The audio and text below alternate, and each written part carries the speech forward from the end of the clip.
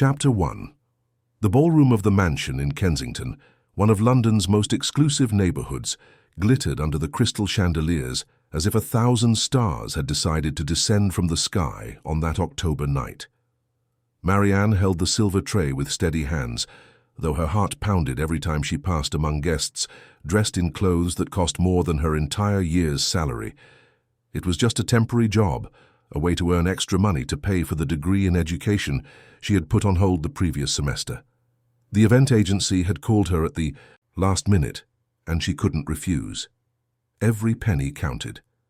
The guests chatted in groups, laughing at jokes Marianne didn't understand, discussing business deals and international travel as casually as one might talk about the weather.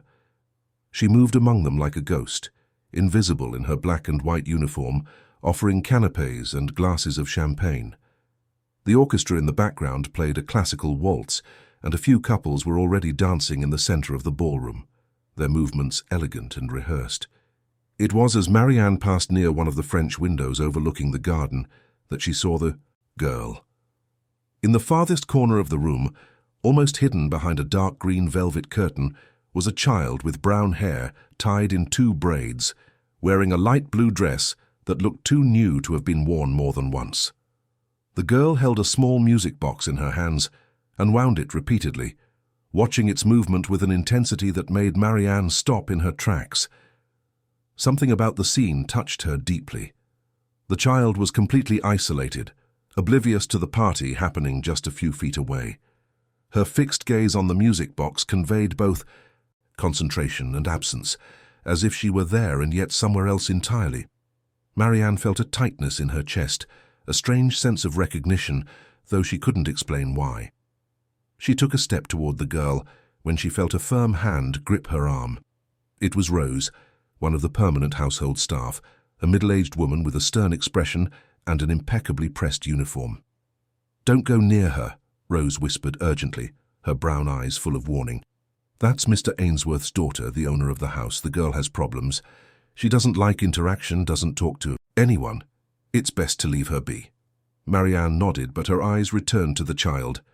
There was something in the way the girl wound that box, in the way her small fingers held the object so delicately, that made Marianne's heart ache. She thought about giving up, about returning to her work and forgetting the image, but she couldn't.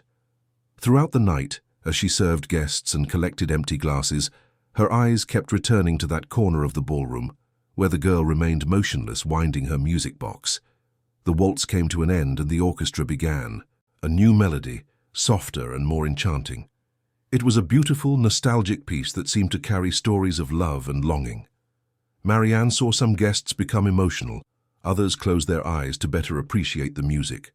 And then, without much thought, without calculating the consequences, she left her tray on a side table and walked slowly toward the girl. Rose watched her from across the ballroom, shaking her head in disapproval, but Marianne didn't stop. Each step was deliberate, careful, as if she were approaching a wild bird that might fly away at any moment. When she was a few feet from the child, Marianne stopped and simply stood there watching. She said nothing, made no sudden movements, just remained present, breathing in time with the music. The girl continued to wind her music box, seemingly oblivious to Marianne's presence. But then something changed. Her fingers slowed their rhythm, the movement becoming slower, more hesitant. Marianne waited, counting the seconds in her mind, giving the child all the time in the world.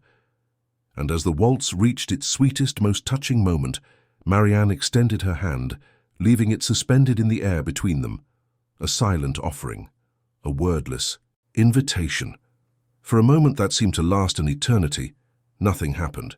Marianne remained with her hand outstretched, feeling the weight of the curious glances that were beginning to turn their way, but she did not withdraw it. She stayed there, patient, hopeful, believing in something she couldn't name. And then the girl stopped winding the box. Her fingers closed over the object, clutching it to her chest for an instant. Slowly, very slowly, she raised her eyes. They were deep, brown eyes, with a spark of intelligence that surprised Marianne. They were not empty or absent eyes, but eyes full of complex emotions and thoughts that could not find words. The girl looked at Marianne's outstretched hand, studying it as if examining a puzzle. Then, with a delicacy that made Marianne's eyes sting, she placed her small hand in hers. The touch was soft, almost hesitant, but it was there. Real. True. Marianne felt her heart race, and with great care she intertwined her fingers with the girl's. They began to move together, following the rhythm of the waltz, their steps small and clumsy but full of meaning. It was not an elegant dance like that of the guests. In the center of the ballroom, it was something different, purer, more honest. Marianne led gently, and the girl followed, her eyes now fixed on Marianne's face, as if memorizing every feature, every expression. They spun slowly, away from the others, in their own world created by the music and the moment. The chatter of conversations began to fade. People started to notice. One by one, the guests stopped talking and turned to watch the unlikely scene. The entire ballroom fell silent. Even the orchestra seemed to play more softly, as if not to disturb the fragile, precious moment. In the middle of the crowd, a man let his glass tremble in his hand. Edward Ainsworth, the host of the party, a renowned architect whose projects were transforming the London skyline, stood completely still, his blue eyes fixed on his daughter, dancing with a complete stranger. Sophia, his little Sophia, who hadn't allowed anyone to touch her for 3 years. Sophia, who had shut herself off from the world after that terrible night he tried every day to forget. Sophia, who looked at him as if he were a stranger whenever he tried to get close. His daughter was dancing, smiling faintly, allowing someone else to hold her, to guide her, to touch her. Edward felt his legs weaken. He wanted to run to them, wanted to shout, wanted to cry, but he remained paralyzed, watching. His mind was in turmoil, memories mixing with the present, pain mixing with a hope he had buried along with his dreams of having his daughter back. The waltz ended softly, the last note hanging in the air like a sigh. Marianne carefully released the girl's hand and gave a slight curtsy. The girl said nothing, but her eyes remained fixed on Marianne for a few more seconds before dropping back to her music box. The ballroom erupted in discreet applause. The guests, moved by the unexpected scene, clapped politely, some wiping away furtive tears. Marianne felt her face flush, suddenly aware that she had become the center of attention. She gave a small general curtsy and started to move away, but Rose appeared at her side, her face now holding a different expression, almost reverent. "Mr. Ainsworth wants to speak with you," Rose said quietly, her voice trembling slightly. "Now." Marianne felt a chill run down her spine. Had she done something wrong? Was the father furious that she had touched his daughter without permission? She followed Rose down a wide corridor, decorated with contemporary artworks and photographs of award-winning architectural projects. They stopped before a dark wooden door. Rose knocked twice. "Come in!" came the voice from inside, deep and controlled. Marianne took a deep breath and entered the study. It was a large room with shelves full of books and architectural plans. Behind a mahogany desk, Edward Ainsworth stood, his hands resting on the polished surface, his eyes red as if he had been crying. Chapter 2. Edward watched her in silence for long seconds that seemed to drag on for hours. Marianne stood straight, her hands clasped in front of her, trying to control the tremors that threatened to reveal her nervousness. The man before her was impressive, not just for his posture or impeccable attire, but for the intensity of his gaze, which seemed to pierce through her and see far beyond the surface. "What is your name?" he finally asked, his voice heavy with a contained emotion that Marianne couldn't quite decipher. "Marianne Taylor, sir," she replied, maintaining the respectful and professional tone the situation demanded. "Marianne," he repeated, as if testing the name on his lips. "You work for the event agency?" "Yes, sir. I was called in to help tonight. It's a temporary job." Edward moved away from the desk and walked to the window overlooking the illuminated garden. He stood there for a moment, hands in his pockets, his shoulders tense. When he finally spoke again, his voice was softer, almost vulnerable. "What you did out there, with my daughter. Sophia hasn't let anyone touch her for 3 years. The doctors, the therapists, not even I can get close to her without her pulling away. You're a complete stranger, and she danced with you. How? Marianne hesitated, searching for the right words. There was no simple answer, no technique or method that could explain that moment. I don't know, sir. I just felt that she was lonely, and I thought maybe she didn't want to be. I didn't try to force anything, I just offered my hand and waited. She was the one who chose to accept. Edward turned to face her, and Marianne saw tears glistening in his eyes. He blinked rapidly, trying to control them, but he couldn't hide the emotion that overwhelmed him. How long have you worked with children? I studied for a degree in education for 2 years before I had to drop out. I've always loved working with children, especially those who need a little more patience and understanding. Edward returned to the desk and opened a drawer, taking out a business card and a pen. He wrote something on the back and handed it to Marianne. I want to hire you, not as a temporary waitress, but as Sophia's caregiver, full-time. The salary I've written on the back is negotiable if you find it insufficient. Can you start on Monday? Marianne looked at the card in her hands, incredulous. The amount written there was 3 times what she earned from her 2 current jobs combined. It was enough to go back to college, to help her mother with the bills, to finally breathe without worrying about every penny spent. Mr. Ainsworth, I'm honored, but I have to be honest with you. I don't have specific training in autism or special needs. I don't know if I'm qualified to care for your daughter. Technical qualifications can be taught, Edward replied, his voice firm but not harsh. What you did today cannot be taught. You saw my daughter when everyone else just looked through her. That's what matters. We will have professionals supporting you. Therapists will visit regularly. You won't be alone. But Sophia needs someone like you, someone who sees her as a person, not as a clinical case.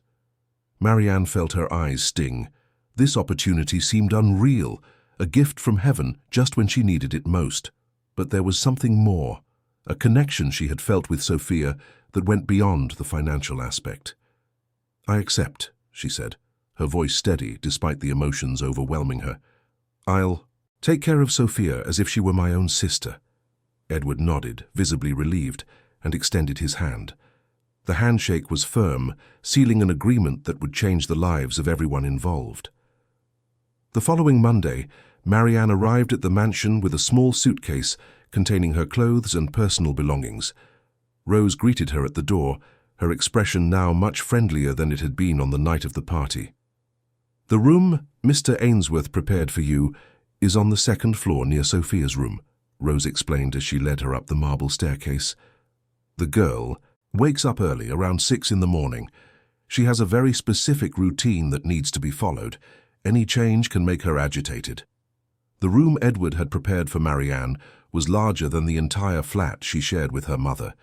It had a king-size bed, a spacious walk-in closet, a private bathroom, and even a small balcony overlooking the garden. She could hardly believe it was all hers, even if temporarily. After unpacking, Marianne went to explore the house. It was even more impressive in the daylight. Every room seemed to have been designed with meticulous attention to detail, combining functionality with aesthetic beauty. The corridors were wide and brightened by windows that let in generous natural light. Modern artworks decorated the walls, and tropical plants brought life to the spaces. It was during this exploration that Marianne noticed something strange. There were no musical instruments anywhere. In a house of that size, belonging to a family that was clearly cultured and appreciative of the arts, the absence of a piano or even a visible sound system was glaring. The walls held paintings, photographs of buildings and cityscapes, but no images of people. It was as if the house had been emptied of its soul, leaving only the physical structure behind. Rose found her looking at a particularly empty wall in the 2nd floor hallway. There used to be a piano there, the woman said quietly, surprising Marianne. A beautiful grand piano imported. Mrs. Helena used to play every night before bed. The sound echoed through the whole house like a blessing. Mrs. Helena? Marianne asked carefully, sensing she was about to learn an important part of the family's history. Rose looked around as if making sure they were alone, and then sighed deeply. Sophia's mother. She was an extraordinary woman, you know, a professional pianist. had played in major theatres in London and even abroad, but for her, nothing compared to playing here at home, for her family. Sophia loved to listen to her. She would sit at the foot of the piano, swaying to the rhythm of the music. "What happened?" Marianne asked softly, already dreading the answer. Rose closed her eyes for a moment, the pain still visible on her face even after years. It was 3 years ago now. Helena was coming back from the theatre with Sophia after a recital. It was a rainy night, the road was slick. There was an accident. Sophia was in the back seat and survived with only a few scratches, but Helena... Rose couldn't finish the sentence, just shook her head. Marianne felt her heart clench. Suddenly, everything made sense. Sophia's isolation, the absence of music in the house, the visible pain in Edward's eyes. "The girl saw everything," Rose continued, her voice choked with emotion. "The doctors say the trauma, combined with her condition, caused her to regress completely. She had started to speak a few words before the accident. Now she says nothing. And poor Mr. Ainsworth, he blames himself every day. He was supposed to pick them up that night, but he was stuck in an important meeting. He said it would take too long and asked Helena to call a driver, but she preferred to drive herself. He's never forgiven himself for it." "And the music?" Marianne asked, beginning to understand the magnitude of the situation. "Mr. Ainsworth removed everything. The piano was donated to a school, the sheet music was burned in the garden one night, the records thrown away. He said it was to protect Sophia, to not remind her of what she had lost. But I think he was trying to protect himself too." That night Marianne lay in her new bed, but sleep did not come easily. Her mind was filled with images of this family shattered by tragedy, of a father trying to protect his daughter by erasing memories, of a girl trapped in her own world of silence and pain. And she, Marianne, was here to try to build bridges over that chasm of suffering. The next morning, at 6:00 sharp, Marianne heard light footsteps in the hallway. She got up quickly and opened her door to find Sophia walking toward her room, still in her pajamas, clutching her music box. The girl stopped when she saw Marianne, and for a brief moment, their eyes met. Chapter 3. The first few weeks as Sophia's caregiver were a delicate process of mutual learning. Marianne discovered that the girl had a rigid routine that had to be respected. She always woke up at 6 in the morning, bathed by herself, but needed her clothes laid out in a specific order, ate the same breakfast foods at the same time, and spent most of the day in her room, playing with a few select toys and above all winding her music box. The box was a fascinating object. Old, made of dark wood with mother-of-pearl inlays, it played a soft melody when wound. Sophia held it with reverence, as if it were the most precious object in the world. Marianne soon understood that the music box was an anchor, a point of security in a world that must have seemed chaotic and frightening to the girl. Edward remained distant, leaving early for his office and returning late. When he was home, he watched his daughter from afar, with a mixture of love and pain that broke Marianne's heart. He could barely look at Sophia without his eyes filling with unshed tears. Guilt visibly consumed him, creating a chasm between father and daughter that seemed impossible to cross. Marianne decided to start slowly. Every day she would sit on the floor of Sophia's room, a few feet away, and simply be there. She didn't try to force interaction, didn't invade the girl's space, just made herself present. Sometimes she would read a book in a low voice, sometimes she would draw, other times she would just look out the window. And always she paid attention to the small cues Sophia gave. It was at the end of the second week that Marianne had an idea. She took out her phone and, with the volume very low, began to play a soft piano melody. It was nothing too elaborate, just a quiet classical piece she had found on a playlist. She watched Sophia carefully, prepared to turn it off immediately if the girl showed any discomfort. But Sophia didn't pull away. On the contrary, her fingers, winding the music box, slowed their pace. Her head tilted slightly as if listening to something distant but familiar. And then, to Marianne's astonishment, Sophia began to tap her fingers lightly against the box, keeping time with the music. Marianne's heart raced with the discovery. Sophia not only tolerated music, she responded to it. This was a door, a form of communication that went beyond words. In the following days, Marianne gradually increased the volume and duration of the music. Sophia never complained, never moved away. Instead, her movements became more visible, more intentional. She would gently sway her body, tap her fingers, sometimes even close her eyes as if immersing herself in the melody. It was then that Marianne began to develop what she mentally called the language of movement. 1 step forward meant yes, 2 steps back meant no. 1 clap was hello, 2 claps were goodbye. She taught these movements to Sophia by repeating them consistently, always in the same context, always with infinite patience. At first, Sophia just watched, her intelligent eyes processing the information. But after a few days, something magical happened. Marianne asked if Sophia wanted orange juice for breakfast and took 1 step forward. Sophia, who was sitting at the table, also took a small step with her foot. It was a yes, a clear, intentional yes. Marianne had to restrain herself from shouting with joy. Instead, she served the juice with trembling hands and clapped once, saying hello to Sophia. The girl clapped her hands once in return, her eyes shining with something that could have been satisfaction or even pride. From that day on, the communication between them flourished in ways Marianne had never imagined. Sophia began to use the movements to express her preferences, to agree or disagree, to establish a connection that went far beyond the limitations of speech. And Marianne marveled at every small step of progress, writing everything down in a journal she kept hidden in her room. Edward noticed the changes. One evening, he found Marianne in the kitchen preparing Sophia's dinner and pulled up a chair. "She's different," he said, his voice thick with emotion, "more present, more alive." "Sophia is brilliant," Marianne replied, stirring the sauce on the stove. She just needed a way to express herself that made sense to her. "What have you been doing?" Edward asked, genuinely curious. Marianne hesitated. She knew she should tell him about the music, but she feared his reaction. She decided to start with the language of movement. "I created a form of communication using simple gestures. 1 step for yes, 2 for no, claps for greetings. Sophia has been responding very well. She understands everything, Mr. Ainsworth. She's trapped inside, wanting to get out, wanting to connect." Edward ran a hand over his face, visibly moved. He was silent for a long moment before speaking again. "Thank you," he said simply. "Thank you for seeing my daughter when I couldn't even look at her without drowning in guilt."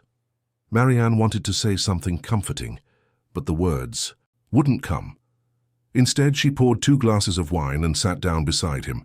They sat there in shared silence, 2 strangers united by their love and concern for a special little girl. The next day, Marianne decided it was time to explore the house more deeply. There were closets and rooms she hadn't yet opened, spaces that seemed frozen in time. With the silent permission of Rose, who handed her a ring of old keys, she began her search. It was in a second-floor closet, locked for years judging by the amount of dust on the lock, that Marianne found the treasure, a large wooden box covered by a white cloth that had yellowed with time. Her hands trembled as she opened it, and what she found inside brought tears to her eyes. Sheet music, dozens of scores, carefully organized in plastic folders. The handwriting was delicate and artistic, with notes in the margins about dynamics and expression. At the top of each score, a name written in a flourishing hand, Helena Ainsworth. These were not mere copies of famous songs. They were original compositions, Helena's own creations. Marianne leafed through the scores with reverence, reading the titles Helena had given each piece. Sunday's Dawn, September Rain, Waltz for Sophia. That last one made Marianne's heart stop. It was a composition dedicated to her daughter, written when Sophia was only 2 years old, according to the date noted in the corner. But it wasn't just sheet music in the box. Wrapped carefully in pink tissue paper was a pair of ballet slippers. They were delicate, white satin with long silk ribbons, slightly yellowed by time, but still beautiful. Marianne held them up to the light, observing the detailed embroidery on the sides, small golden flowers that shimmered softly. Beneath, the slippers were photographs. Helena on a theatre stage, dressed in a long black gown, seated at the piano with a concentrated expression. Helena in a dance studio, wearing the slippers, one leg extended in a perfect arabesque, her body a line of pure elegance. A pregnant Helena, her hand on her prominent belly, smiling at the camera with radiant joy. Helena holding baby Sophia, both of them laughing, the happiness palpable in the frozen image. The last photograph showed the complete family, Edward, Helena and Sophia, who must have been about 4 at the time.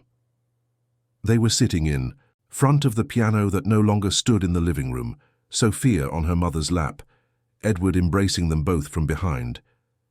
Everyone was smiling, and the happiness emanating from that picture was almost painful to witness, knowing what would come next. Marianne wiped away the tears streaming down her face and carefully closed the box. She took it to her room and spent hours that night studying each score, each photograph, trying to understand the woman who had been Helena Ainsworth, a pianist but also a ballerina, a complete artist who had used music and movement to express her soul, and who had tried to pass on this love of art to her daughter before everything was so tragically cut short. The next morning, Marianne made a decision. She took only the slippers, leaving the sheet music and photographs in her room, and brought them to Sophia's room. The girl was sitting on the floor as always with her music box. When she saw Marianne enter, she clapped once, her way of saying hello. Marianne returned the clap, and then, very slowly, knelt on the floor and held out the slippers to Sophia. The girl's reaction was instantaneous and intense. Her eyes widened, fixing on the slippers as if she were seeing a ghost. Her hands dropped the music box, something Marianne had never witnessed, and reached out, trembling, toward the slippers. Chapter 4. Sophia took the slippers with a delicacy that bordered on reverence. Her small hands trembled as she caressed the white satin, tracing the silk ribbons with her fingers. Then, completely unexpectedly, she pressed them to her chest and closed her eyes. A single tear rolled down her cheek, glistening in the morning light that streamed through the window. Marianne felt her own heart break. This was the first time she had seen Sophia cry, the first such clear display of deep emotion. And then, even more surprisingly, Sophia smiled. It was a small, fragile smile, but it was genuine, a smile that lit up her face in a way Marianne had never witnessed. "They were your mothers," Marianne said softly, knowing Sophia understood every word even if she couldn't answer with them. "She was a ballerina, as well as a pianist, and she loved you more than anything in this world." Sophia opened her eyes and looked at Marianne with an intensity that conveyed 1,000 unasked questions.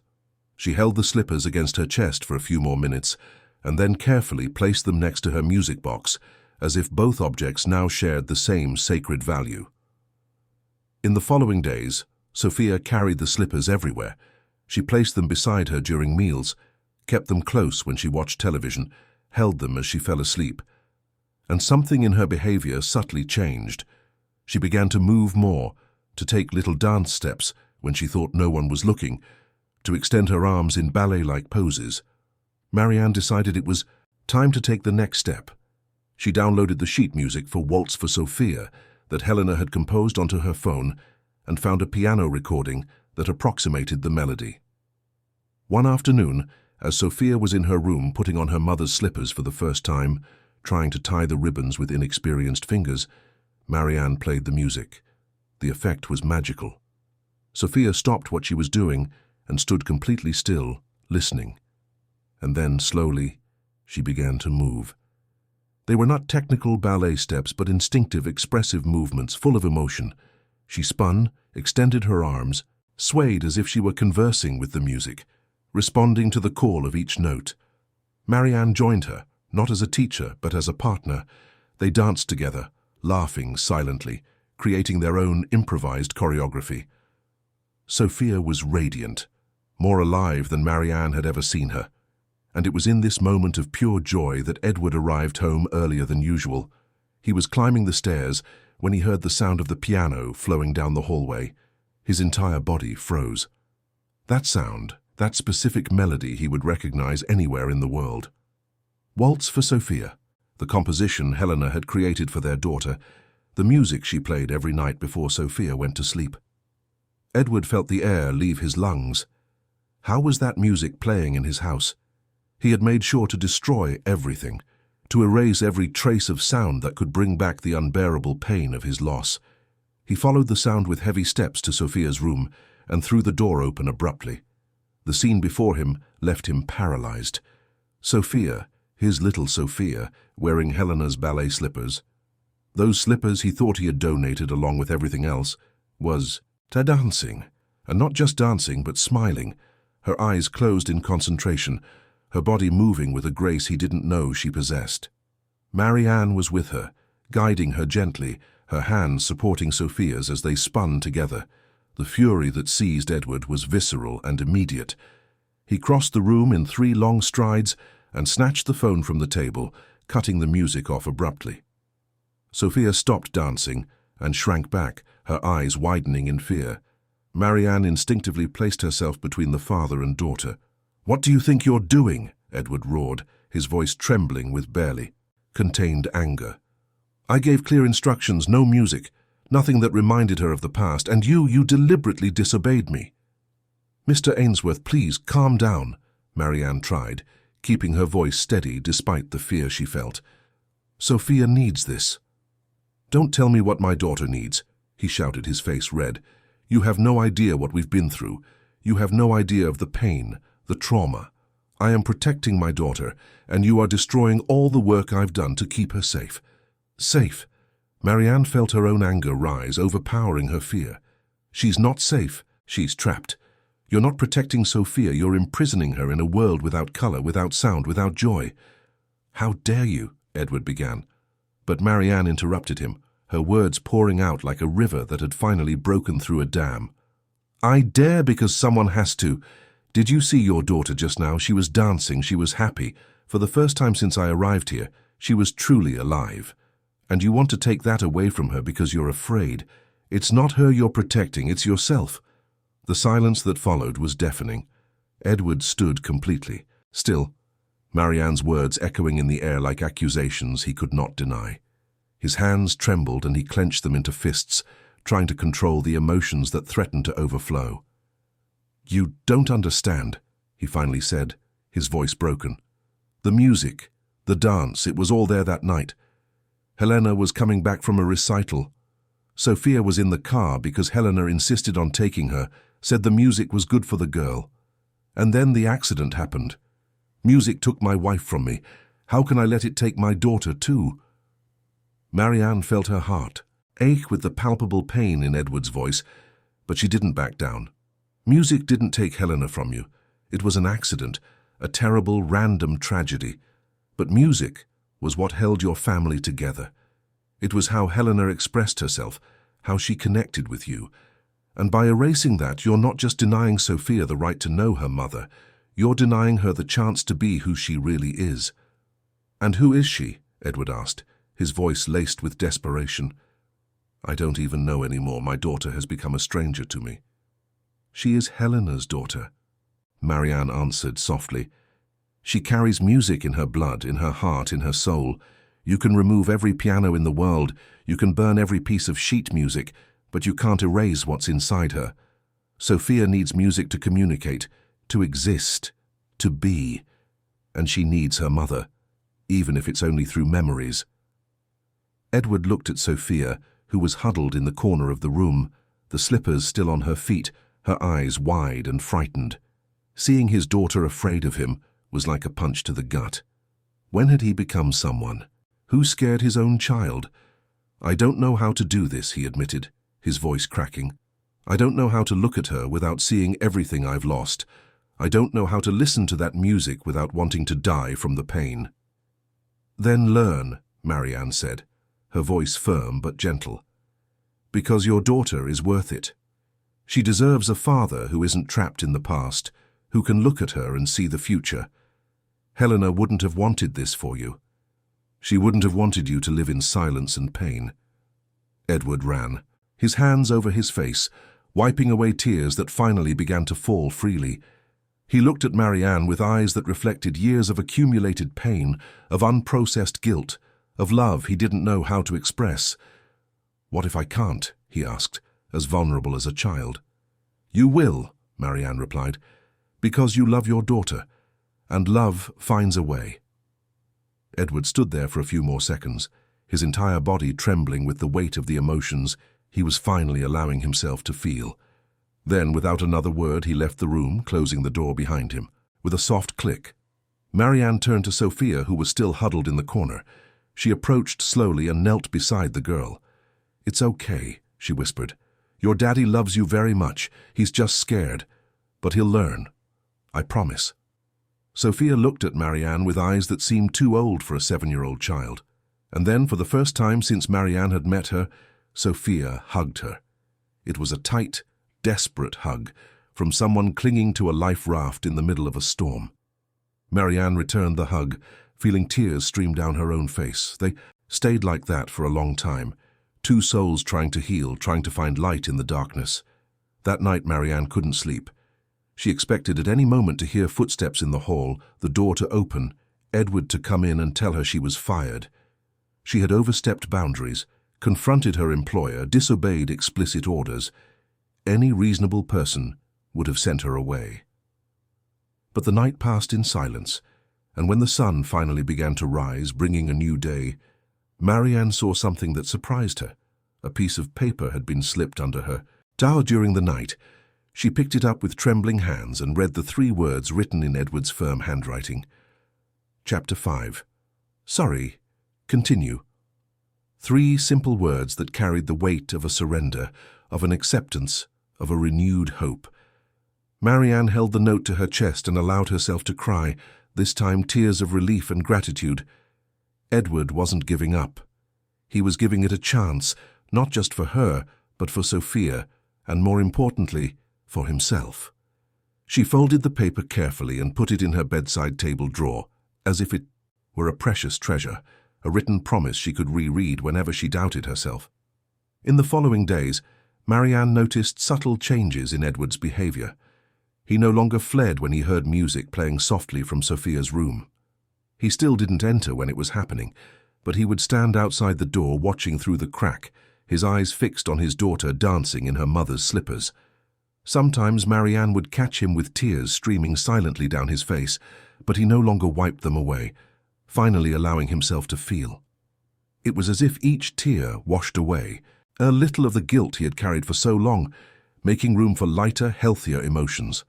One afternoon, Marianne passed by the hallway and found him there, standing in the dim light, watching Sophia dance to a gentle waltz. She stopped beside him, respecting his silence, just sharing the moment. Edward wasn't startled by her presence, as if part of him had been waiting for company. "She looks so much like Helena when she dances," he whispered, his voice hoarse with emotion. "The same grace, the same total surrender to the movement. It's as if Helena is there, living through her." "Sophia is one of a kind," Marianne replied gently. "She has a bit of Helena, a bit of you, but mostly she is completely herself. And that is beautiful." Edward nodded, discreetly wiping his eyes with the back of his hand. They stood there for a few more minutes, 2 people united by their love for an extraordinary girl, until he finally moved away, returning to his study with lighter steps than when he had arrived. One morning, a week after their confrontation, Edward woke up early and went to the kitchen, where he found Marianne preparing Sophia's breakfast. He stood in the doorway for a moment, watching her work with efficiency and care, cutting fruit into small pieces exactly the size Sophia preferred, warming the milk to the right temperature, arranging everything on the plate with an attention to detail that showed how much she truly cared. "Good morning," he said, his voice still hoarse from sleep, but carrying a kindness that hadn't been there before. "Good morning, Mr. Ainsworth," Marianne replied, turning to face him. He looked exhausted, as if he hadn't slept well in days, but there was something different in his eyes. A resolution, perhaps, a renewed determination. "I need to talk to you," he said, pulling out a chair and sitting at the table. "And please, just call me Edward. I think after everything that's happened, formalities no longer make sense." Marianne poured 2 cups of coffee and sat across from him, waiting. Edward held the warm mug between his hands, watching the steam rise for a moment before he spoke. He seemed to be choosing his words carefully, like an architect planning every detail of an important project. I've spent the last few days thinking a lot about what you said, about how I was imprisoning Sophia instead of protecting her, and you were right. I know that now. But the truth is, I don't know where to start. I don't know how to reconnect with my daughter when I've built such high walls between us.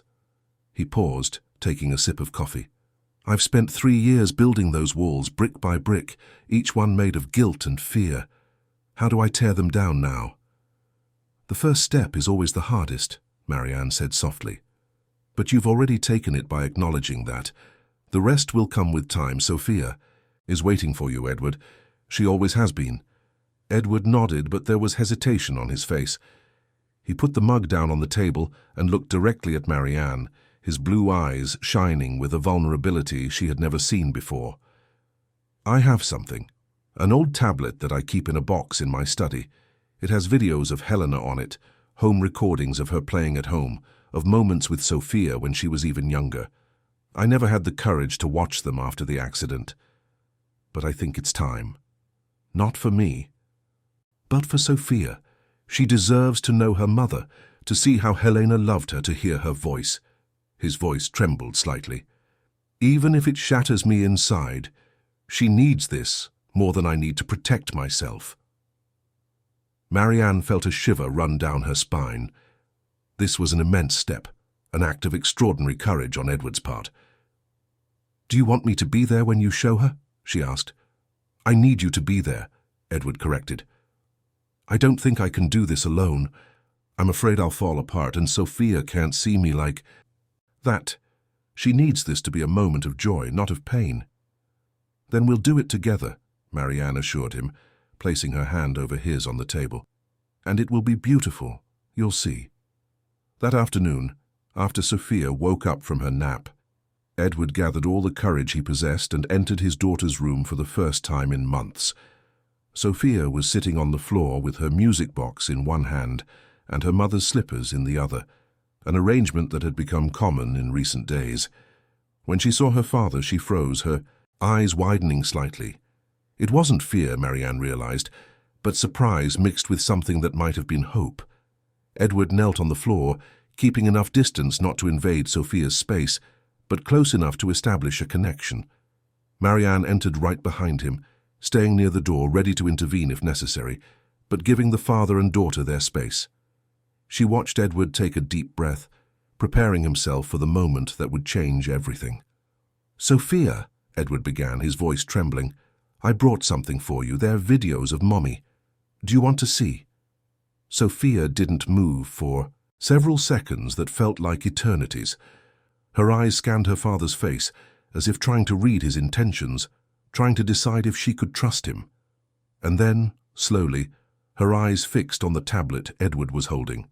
He took that as a yes, and with trembling fingers, navigated through the files until he found the first video. Then, carefully, he placed the tablet on the floor between them, tilted so Sophia could see the screen clearly. The video began. The image was homemade, likely recorded by Edward years ago. Helena was sitting at the piano wearing a simple, yellow dress, her hair in a loose bun. The living room still had the piano, and sunlight streamed through the windows, creating a golden glow on everything. Helena looked at the camera and smiled, that radiant smile that lit up everything around her. This one is for my little Sophia, she said, her voice clear and full of love. For when you grow up and want to know how much Mommy loved you. And then she began to play. It was a soft, enchanting melody, full of emotion. Helena played with her eyes closed, completely immersed in the music, her body swaying slightly to the rhythm of the notes. It was impossible to watch and not feel the passion, the talent, the soul she poured into every chord. Her fingers danced over the keys as if telling a story, each note a word of love dedicated to her daughter. Sophia was completely still, her eyes fixed on the screen, absorbing every detail. Her hands clutched the music box and the slippers to her chest, and tears began to stream silently down her face. But she didn't look away, not for a second. It was as if she were drinking in that image, that presence of the mother she had lost so young but had never forgotten. Edward was crying too, making no effort to hide his tears. He watched not only the screen, but also his daughter, seeing for the first time in years the real connection between them, mediated by Helena's presence even in her physical absence. To see Helena again, to hear her speak, to see her familiar gestures was like reopening a wound, but a wound that needed to be cleaned so it could finally, truly heal. The video continued. After Helena finished playing, she stood up and walked toward the camera, her face filling the screen. "Sophia, my love, wherever you are, whatever you're doing, know that Mommy will always be with you, in the music you hear, in the dance you do, in every beat of your heart. I love you more than words can say. You are my joy, my inspiration, my reason for being." The recording ended, the screen went dark, and silence filled the room. No one moved for long seconds that seemed to stretch on forever. The air was thick with emotion, with memories, with love that transcended even the barrier of loss. And then something extraordinary happened. Sophia began to move. Slowly, as if in a trance, she placed the music box and the slippers carefully on the floor beside her. Then, mimicking the movements she had seen Helena make in the video, she began to gesture, her hands moving through the air as if playing an invisible piano. Her fingers danced over keys that didn't exist, but the movement was unmistakable, precise, full of intention. It was as if Helena's memory was guiding her hands, teaching her across time and space. Edward watched, mesmerized, his heart beating so hard he could hear it in his ears. And then Sophia did something more. She stopped gesturing and looked directly at her father. For the first time in 3 years, she truly saw him. It wasn't a vague or distant look, but a direct gaze, full of recognition, emotion, connection. It was the look of a daughter to her father, without barriers, without fears, just pure and simple love. Slowly, Sophia began to move toward him. Edward remained paralyzed, hardly daring to breathe, afraid that any movement would break the magical moment. Each step Sophia took seemed like an eternity, and yet too fast at the same time. Sophia stopped in front of him, so close he could feel the warmth of her small body, see every eyelash wet with tears, count every freckle on her nose. And then she spoke. Her voice was small, hoarse from years of disuse, but clear enough that there was no doubt about what she said. "Daddy!" The word hung in the air like a miracle. Edward felt as if his heart had stopped and restarted in the same instant. 3 years. 3 years of waiting, suffering, blaming himself, building walls, and now with a single word, everything crumbled, everything was rebuilt, everything gained new meaning. "Sophia," he whispered, his voice broken with emotion. "My little Sophia." And then she moved into his arms, allowing herself to be held, returning the hug with a strength that surprised Edward. He held her as if she were the most precious thing in the world, because she was. Tears flowed freely down his face, wetting his daughter's hair, but he didn't care. After so much time, after so much pain, he finally had his daughter back.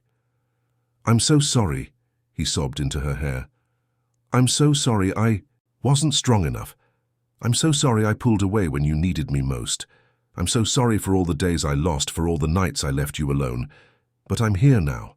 I'm here, and I'm never leaving again. I promise, my love. I promise I'll be the father you deserve." Sophia didn't answer with words, but she tightened her hug, burying her face in her father's neck, and that was more than enough. Edward felt her small body trembling with silent sobs, releasing years of pent-up emotions. He rocked her gently, murmuring words of comfort, of love, of promises he intended to keep. Marianne, who had remained near the door the whole time, wiped her own tears and quietly left the room, giving the family the private moment they so deserved and had waited for so long. She went down to the kitchen and found Rose preparing dinner. The older woman looked at her and immediately knew something extraordinary had happened. Marianne's face was wet with tears, but she was smiling, a wide, genuine smile of pure joy. "She spoke," Marianne said simply. "Sophia spoke. She called her father Daddy." Rose dropped the spoon she was... holding her hand flying to cover her mouth. Tears welled up in her eyes instantly. "Thank God," she whispered. "Thank God. And thank you, child. You brought this family back to life." Rose came over and hugged Marianne tightly. "I've worked here for 15 years. I saw this house full of music and joy, and then I watched it die. I thought I'd never see life in these walls again. But you performed a miracle." Later that night, after Sophia had eaten and bathed, Edward tucked her into bed for the first time in years. He sat beside her, holding her small hand, watching her fight against sleep. Sophia didn't want to close her eyes, as if afraid that when she woke up, it would all have been just a dream. But Edward stayed there, softly humming a melody Helena used to sing, until finally Sophia's eyes closed and her breathing deepened into the peaceful rhythm of sleep. And when she finally slept, he remained there, watching the gentle rise and fall of her chest, marveling at the second chance life had given him. Marianne passed by the hallway and saw the scene through the half-open door. Edward, sitting beside Sophia's bed, tears still shining on his face in the soft lamplight, holding his daughter's tiny hand as if it were the most precious possession in the universe. Chapter 6. The following weeks were a time of constant transformation. Edward did not distance himself from Sophia again. On the contrary, he began to actively participate in her routine, learning the language of movement Marianne had created, discovering new ways to communicate with his daughter. Every morning he woke up earlier to have breakfast with her, watching her eat her favorite fruits, telling her stories about Helena that he had kept locked in his heart for years. And Sophia in turn began to speak more. They weren't long sentences or elaborate conversations, but precious words that came more and more frequently. Yes, no, thank you, and especially Daddy and Marianne, the two names she repeated with growing affection, sometimes just to see the smile that appeared on their faces when they heard them. One evening, Edward came home carrying a large box. Inside were photo albums he had stored away, images of a pregnant Helena, of baby Sophia, of family moments he had tried to forget. But now, sitting on the floor of Sophia's room with his daughter beside him, he turned each page, telling the stories behind each photo. "Here, your mother was 6 months pregnant with you. She would play the piano and say you were dancing inside her belly." Sophia touched each photo with reverence, absorbing these memories that were not her own but helped her know the mother she had lost so young. Edward also began to bring music back into the house, but gradually and consciously. He retrieved some of Helena's sheet music that Marianne had found and had them framed, hanging them on the walls like the works of art they were. Each composition had a story, and he told them to Sophia. "Your mother composed this the first night you slept through the night. She was so happy she couldn't sleep, so she came downstairs and created this melody." He bought a digital keyboard and placed it in the living room, not in the same spot where the piano used to be, but in a new space, symbolizing a new beginning rather than a recreation of the past. The keyboard was modern, with electronic sounds in addition to traditional piano tones, and Sophia loved experimenting with the different timbres, pressing buttons and listening to the results with fascination. It was during a quiet dinner, 3 months after the day Sophia had first spoken, that Marianne had an idea. She was watching Edward and Sophia play together, the girl trying to teach her father the dance steps she and Marianne had created, laughing when he deliberately stumbled to make her smile. It was such a different scene from that first night in the mansion, when Sophia was isolated in a corner and Edward couldn't even look at her. Now there was light, there was laughter, there was life. "Edward," Marianne said, waiting for him to finish playing to get his attention, "I have a suggestion if you're open to hearing it." "Always," he replied, scooping Sophia into his arms and sitting at the table. "You know I trust your judgment. What if we put on a small performance, nothing big or formal, just a few close friends, maybe in the living room? Sophia could dance, show how much she's progressed. I think it would be good for her, a way to celebrate how much she's grown." Marianne hesitated for a moment. "And it would also be a way to honor Helena, to show that her legacy lives on through Sophia." Edward was silent for a moment, processing the idea. Marianne saw several emotions cross his face: fear, hesitation, but also hope and pride. He looked at Sophia, who was watching him expectantly, and felt his heart tighten with love. "What do you think, Sophia?" he asked his daughter, turning her so they could look into each other's eyes. "Would you like to dance for a few people?" Sophia thought for a moment, her expression serious and focused. Marianne and Edward waited, breathing calmly, giving her all the time she needed to decide. And then Sophia took a step in the air with her foot, the signal for yes. But she didn't stop there. She smiled, that smile that now appeared more frequently, and clapped her hands 3 times, a sign of enthusiasm she had developed on her own. Edward smiled, hugging her to his chest. "Then we'll do it, and it will be perfect." In the following days, Edward made an important decision. He contacted the institution to which he had donated Helena's piano years ago, and discovered that the instrument was still there, well cared for and regularly tuned. After he explained the situation, they agreed to return it. Edward could have easily bought it back, but they insisted on donating it, moved by the family's story of resilience and healing.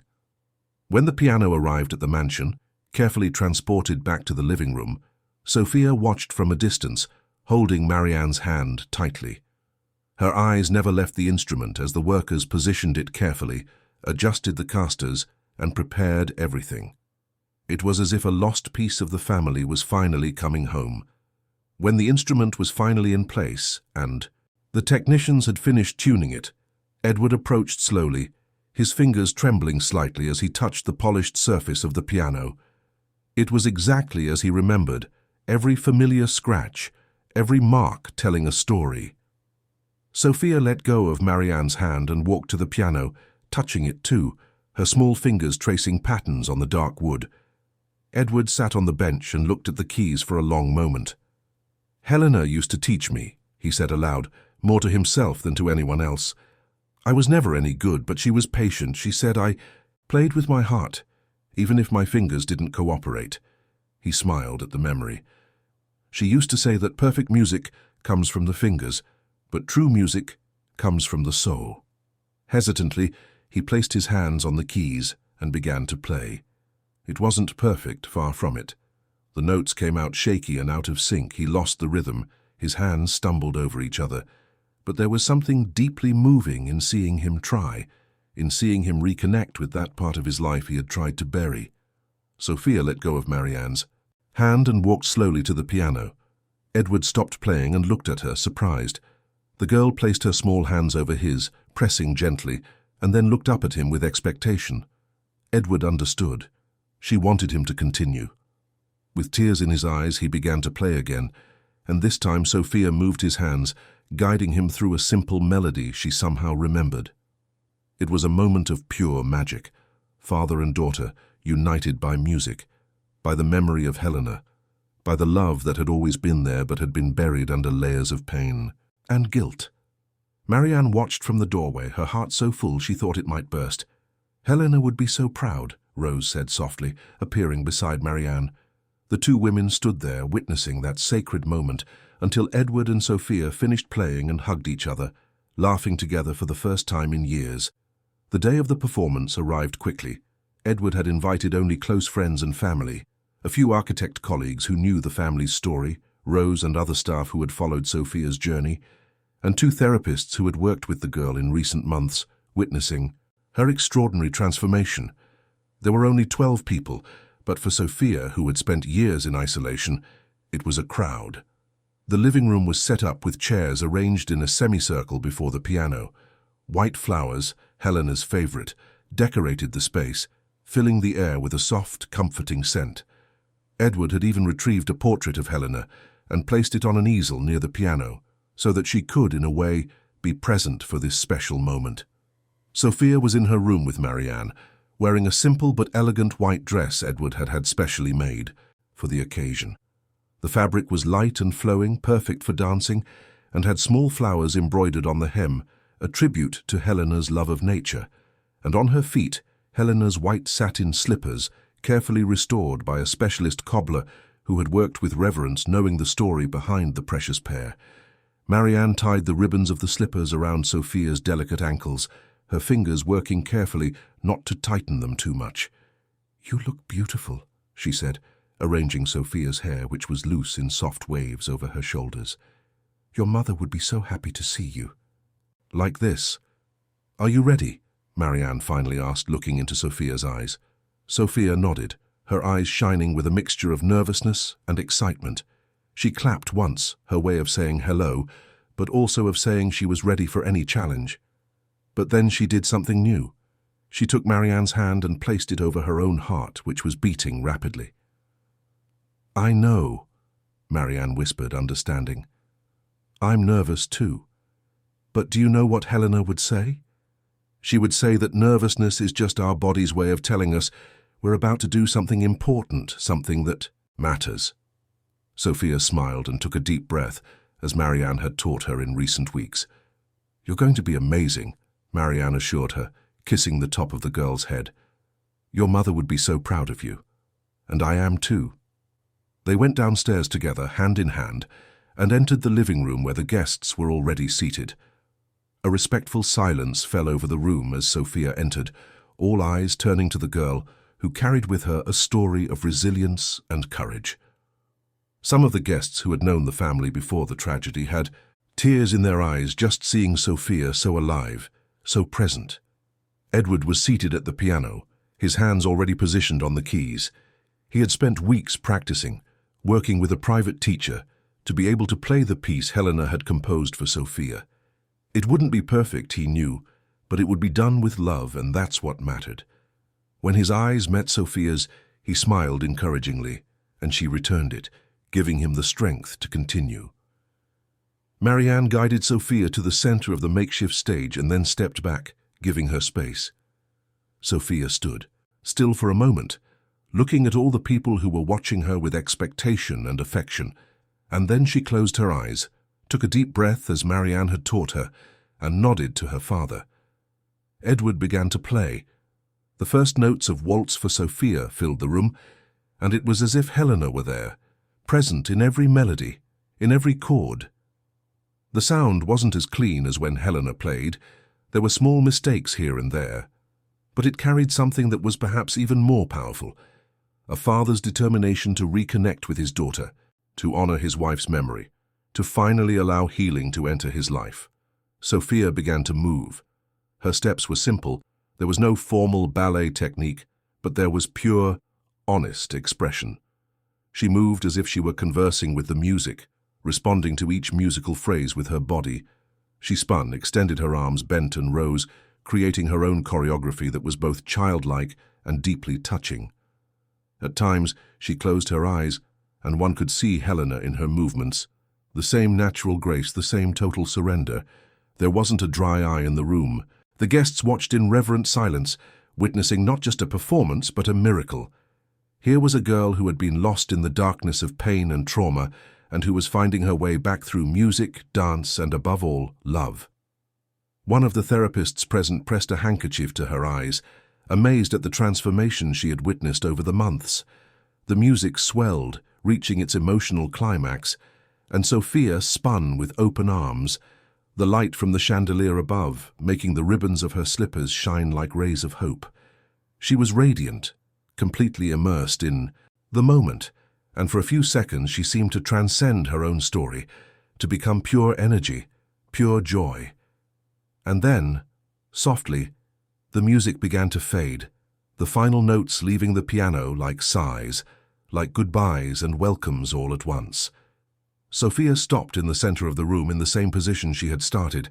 The last note echoed and dissipated into the silence. For a moment, no one moved, everyone absorbing what they had just witnessed. And then the applause began, not the polite applause of a formal audience, but warm, genuine applause interspersed with sobs and joyful laughter. People rose to their feet, a standing ovation for a 7-year-old girl who had just shown everyone the true meaning of courage. But Sophia did not take a bow. Instead, she walked directly to the piano, where Edward was still seated, his own eyes red with emotion. She took his hand, intertwining her small fingers with his. Then she turned and walked to where Marianne stood near the wall, tears streaming freely down her face, and took her hand as well. Sophia stood there, holding the hands of her father and her caregiver, physically uniting them, And then, looking at each of them with evident love in her brown eyes, she said her third important word, the word that would define the new chapter of their lives. Family. Edward and Marianne looked at each other over Sophia's head, both with tears streaming freely. And in that moment, they understood that they were exactly that. Not bound just by circumstances or work contracts, but by something much deeper. They were a family, rebuilt from the ashes of tragedy, forged by love and the determination not to give up on each other. Edward extended his arm and pulled Marianne into a hug, the three of them standing there united as the guests continued to applaud. In the following weeks, Edward made another important decision. He had spent months reflecting on everything that had happened, on how Sophia had found her way back through art, and he decided that other families deserved to have the same opportunities. He called Marianne into his study one Sunday afternoon while Sophia was playing in the garden with Rose. The study was different now, lighter, with the windows open letting in the sun and the sound of birds. He presented his idea with enthusiasm, his eyes shining with a passion Marianne hadn't seen since she first met him. "I want to create an institute dedicated to supporting neurodivergent children through art and music," he began, pushing a folder with the complete project toward Marianne. "It will be called the Helena Ainsworth Institute in honor of my wife, the woman who believed that art could heal, that it could build bridges where others saw only impossibilities." Marianne opened the folder, her eyes widening as she leafed through the documents. There were architectural plans for a beautiful, accessible building, detailed budgets, partnerships with universities and research centers, scholarship programs for low-income families.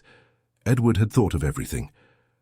"And I want you to be the director of education," Edward continued, his voice full of conviction. "You have a gift for seeing children that others can't see, for building bridges where others see only chasms. This needs to be shared with other families who are going through what we went through. You can train other professionals, you can create methodologies, you can transform lives." Marianne flipped through the documents, seeing the detailed plans, the generous budgets, the partnerships with schools and therapists. It was a dream come true, not just for her, but for countless children and families who would benefit. There was even a library planned, where sheet music and books on art therapy would be available for free. "I accept," she said, her voice firm and full of emotion. "But on one condition." "Which is?" Edward asked, intrigued and already smiling. "That Sophia be our first assistant teacher. When she's ready, of course.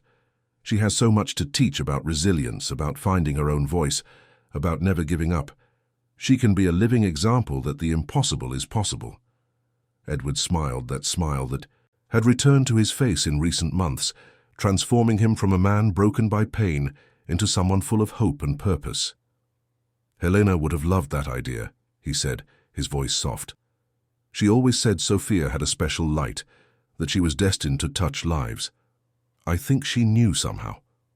The institute opened 6 months later, in a moving ceremony where Sophia danced again, this time for a larger audience that included families already enrolled in the programs, journalists interested in the story, and local officials impressed with the project. Edward gave an emotional speech, talking about Helena, about Sophia, about the importance of never giving up on the people we love. "My wife believed that every child has a unique way of expressing themselves, and our job is to find that way, not to force them to adapt to our world, but to adapt our world to include them." Marianne also spoke, sharing her own journey, explaining the language of movement she had created and how other families could adapt the idea for their own needs. Sophia stood beside her on stage, holding her hand, and when Marianne finished, the girl leaned into the microphone and said clearly, "Thank you, I love you." The audience rose in applause, many crying openly. And that night, as Edward tucked Sophia into bed and Marianne organized materials for the first classes that would take place the following week, the three of them understood a fundamental truth. Healing comes not just from words or treatments, but from an outstretched hand, from a silent dance, from the courage of someone who decides to look when everyone else looks away. Sophia held her music box in one hand and caressed her mother's slippers with the other, objects that represented her past and her future intertwined. She looked at her father and at Marianne, who were standing in the doorway of her room, watching her with unconditional love. On the bedside table there was a framed photo of Helena, smiling radiantly, and Sophia touched the image gently before snuggling under the covers. "Good night," she said, the words coming more and more easily, her voice growing stronger each day. "Love you." They were the most beautiful words Edward had ever heard, and he never tired of hearing them. He and Marianne answered in unison, their voices blending in harmony. "We love you too. Sophia, always." And as the light in the room went out and Sophia closed her eyes to sleep, dreaming of music and dance and all the wonderful days yet to come, the mansion that had once been filled only with silence and pain now reverberated with something much more powerful: hope, love, and the promise that tomorrow can always be better than today. Outside the window, the stars shone in the London sky, and a gentle breeze made the curtains dance. In that house in Kensington, a family had found its way back to the light, and through the Helena, Ainsworth Institute, that light would spread, touching countless other lives, proving that love always finds a way, and that it's never too late to begin again.